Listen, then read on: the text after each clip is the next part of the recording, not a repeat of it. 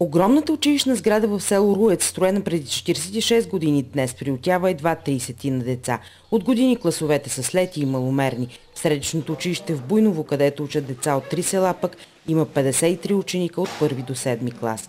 Ниската раждаемост и засилената миграция са причините за намаляването и затварянето на класните стаи. Особено проблемни били последните 3 години. За съжаление, децата са малко на брой. Няма средства, с които да издържат училището и така. Това училище само преди няколко години имаше 100 ученици, но в рамките на 3 години стигнаха до 38 ученици. При стандарт за един ученик от 1611 лева, издръжката на едно дете в тези училища е към 2800-3000 лева. За дофинансирането само на двете учебни заведения трябва да се осигурят над 213 000 лева от ученик от общината.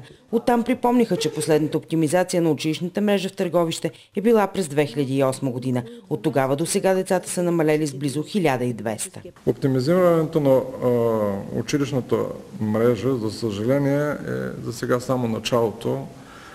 Не е по-различна картината и в другите училища. Къде ще продължиш да учиш? В спортното, в Храда. До няколко години подобна съдба очаква училищата в още 5 села, както и езиковата гимназия в Търговище, която вече 3 години има нулев прием.